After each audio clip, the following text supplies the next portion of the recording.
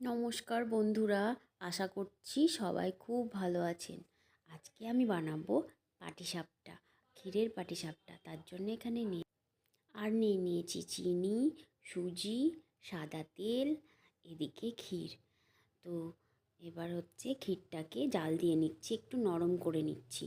তো এদিকে ক্ষীরটা নরম করে নিয়েছি, রেডি হয়ে গেছে, এবার নামিয়ে নেব।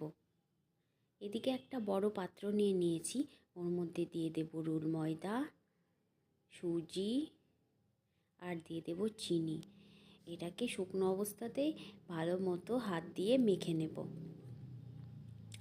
ক্ষীরের পাটিসাপটা কে কে পছন্দ করেন অবশ্যই কমেন্ট করে জানাবেন। এদিকে আমি জল দিয়ে মাখিয়ে নেব, অল্প অল্প জল দিয়ে মাখিয়ে নিতে হবে।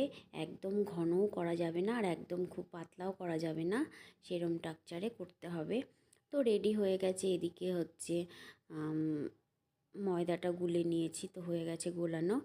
আর এদিকে কড়াই বসিয়ে দিলাম, কড়াইয়ের মধ্যে দিয়ে দিলাম সাদা তেল।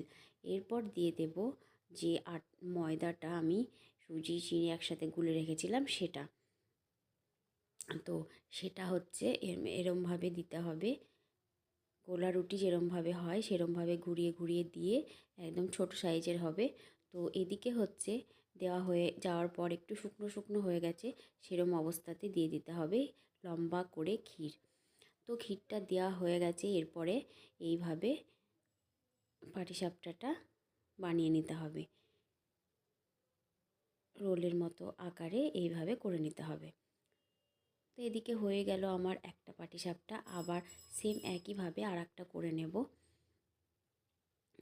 তো আপনারা চাইলে বড় শেপও দিতে পারেন আর এরম ছোট শেপেও দিতে পারেন, যার যেরকম পছন্দ। রান্নার ভিডিওটা ভালো লাগলে প্লিজ একটা লাইক, শেয়ার অ্যান্ড কমেন্ট করার অনুরোধ রইল। আর পাটিসাপটাগুলো কেমন হয়েছে অবশ্যই কমেন্ট করে জানাবেন। রেডি আমার ক্ষীরের পাটিসাপটা।